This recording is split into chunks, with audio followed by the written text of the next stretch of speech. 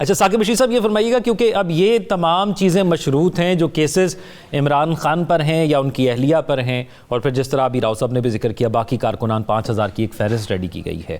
کل ایک فیصلہ آنا تھا القادر ٹرسٹ کیس کے حوالے سے، اب خبریں چل رہی ہیں کہ شاید وہ کل نہ آئے، لیکن جمعے کو یہ اناؤنس ہوا تھا کہ وہ منڈے کو فیصلہ آ جائے گا. اس سے بھی مشروط ہیں یہ مذاکرات. تو کیا ان کیسز کے فیصلے جو کہ 9 مئی کا آ چکا ہے پاکستان تحریک انصاف کے خلاف، اور 190 ملین کے حوالے سے پاکستان تحریک انصاف شور ہے کہ عمران خان کو سزا ہونے والی ہے، تو یہ بھی افیکٹ کرے گا مذاکرات کو؟ کیونکہ بنیادی نقطہ تو یہی ہے جس میں ریلیف مل سکتا ہے. نہیں، میرا خیال ہے جو فیصلے آ رہے ہیں، جو چیزیں عدالتوں میں چل رہی ہیں وہ اسی طرح ہی چلتی رہیں گی، اور دوسری طرف مذاکرات بھی چلتے رہیں گے. کیونکہ اگر فیصلہ فرض کریں آ بھی جاتا ہے اور اس میں اگر بشرا بی بی کو سزا نہیں ہوتی تو میرا خیال میں وہ چیزیں وہ کہیں گے کہ ٹھیک ہے ہمیں اتنا تو ریلیف مل گیا ہے. کیونکہ وہ عمران خان صاحب پہلے بھی کئی دفعہ وہاں پہ اڈیالہ جیل سنا گیا ہے کہ وہ کہتے ہیں کہ جو سزا دینی ہے، جو کیس بنانا ہے وہ میرے خلاف بنائیں، بشرا بی بی کو آپ نکالیں، اس کا کوئی تعلق نہیں کسی معاملے سے بھی، تو میں جو ہے وہ جیل میں رہنے کے لیے تیار ہوں. تو اگر بشرا بی بی کو سزا نہیں ہوتی اور عمران خان صاحب کو ہو جاتی ہے تو پھر بھی میرے خیال میں اس کو وہ پازیٹیولی دیکھیں گے کہ ٹھیک ہے چلیں یہ بھی اچھی بات ہے. باقی رہی بات کہ یہ کیسز جب فیصلہ آ جائے گا، اگر سزا ہو جاتی ہے تو اس سزا پر فیصلہ، اس پہ سزا معطل ہونے یا ضمانت کا معاملہ جو ہے وہ 1 منتھ میں طے ہو جائے گا. اس لیے وہ اتنا میٹر نہیں کرتا، جو مذاکرات ہیں وہ چلتے رہیں گے. ایک بات بڑی اہم ہے وہ یہ ہے کہ 9 مئی 2023 تب سے 8 فروری تک کوئی پی ٹی آئی کا اور گورنمنٹ کا کوئی آمنا سامنا، کوئی مذاکرات، کوئی چیز نہیں تھی. 8 فروری سے لے کر ابھی دسمبر تک بھی کچھ بھی نہیں تھا. تو اب پہلی دفعہ ایسے ہوا ہے کہ حکومت نے بھی اور پی ٹی آئی نے بھی مذاکرات پر ایگری کر لیا ہے. اب یہ مذاکرات کتنے فروٹفل ہوں گے ابھی کچھ کہنا قبل از وقت ہے.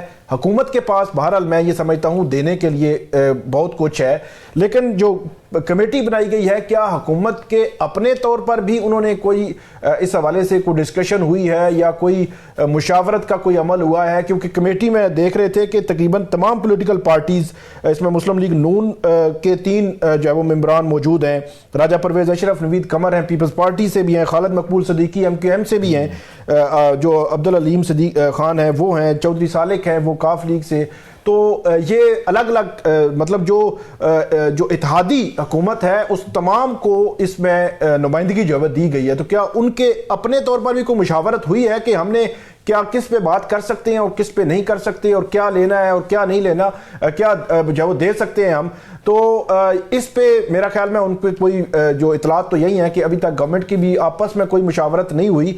جب پی ٹی آئی کی جانب سے کل اسپیکر جو انہوں نے اجلاس بلایا ہے کل وہ بیٹھیں گے تو ان کی جانب سے کوئی چارٹر آف ڈیمانڈ یا کوئی بھی چیز ان کے سامنے رکھی جاتی ہے کہ یہ ہماری ڈیمانڈز ہیں تو ان پہ جو ہے وہ ہم نے بات کرنی ہے، تو اس پہ چیزیں جو ہے وہ آگے بڑھیں گی. اب جو بڑا بریک تھرو مجھے بظاہر لگتا ہے، کیونکہ گورنمنٹ کہتی ہے کہ 8 فروری آپ یہ کہیں نا کہ 8 فروری الیکشنز کو آپ جو ہے وہ کر کے پروو تو ہمیں جو ہے وہ گھر بھیج دیں، بلکہ وہ رانا ثناء اللہ کہتے ہیں کہ ہمیں جیل بھیج دیں اور آپ جو ہے وہ حکومت میں آ جائیں. یہ نہیں ہونے والا.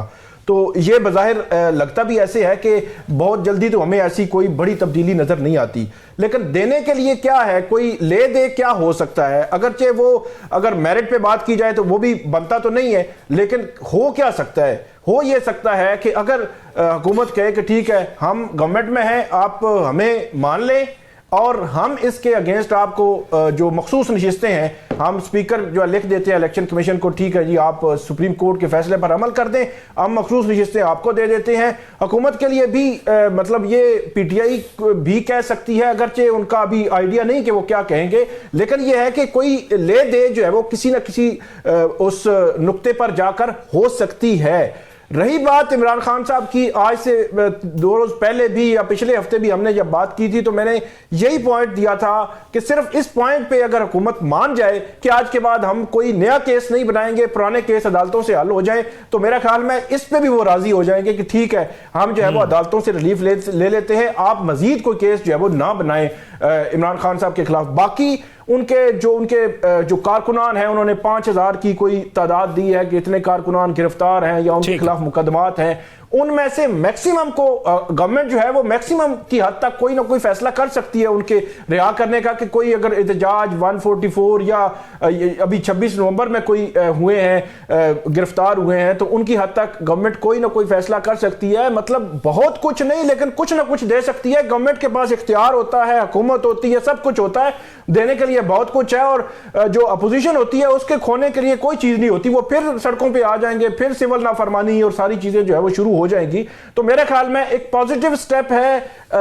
कंक्लूजन क्या होगा, एंड क्या होगा, अभी कुछ नहीं कह सकते, लेकिन एक पॉजिटिव स्टेप जो है वो मेरे ख्याल में मुल्क में आया है और इस्तेकाम की तरफ बढ़ सकते हैं। अगर दोनों फ्रीक कुछ ना कुछ पीछे हटना पड़ेगा दोनों फ्रीकैन को, तो तब भी जाकर किसी आप मुआहदे पर जो है वो पहुंच सकते हैं। साकिब रशीद साहब, इंशाल्लाह उम्मीद तो करते हैं क्रिकेट अच्छी ही होगी। हम तो ज़्यादा खुश इस बात पे भी हैं कि चैंपियंस ट्रॉफी पाकिस्तान में हो रही है। पूरी दुनिया में इससे क्या मैसेज हम भेजेंगे और क्या भेज सकते हैं कि हम किस किस्म के इंतजामात करें, क्योंकि ये तमाम लोग सफ़ीर बन के आएंगे अपने मुल्कों में के और यहाँ से एक अच्छा मैसेज लेकर जाएंगे।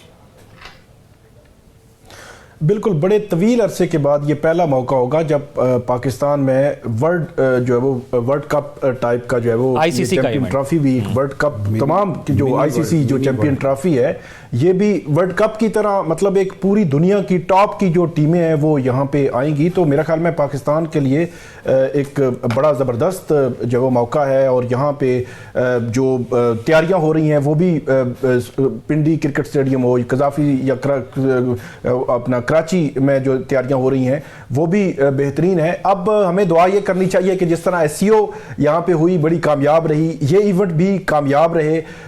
बाकी रही बात के जो भारत के मैच हैं वो दुबई में अब जो शेड्यूल है वो बाकायदा तौर पर जारी कर दिया गया है। जो मैचेस हैं वो होने हैं दुबई में। पहले ये बताया जा रहा था कि कोलंबो भी ऑप्शन हो सकता है, लेकिन दुबई में तय पाई हैं। 20 को जो है वो मैच होना है, फिर 23 को पाकिस्तान और भारत का मैच है। ये बड़ा इंपॉर्टेंट मैच है, लेकिन होगा ये दुबई में ही।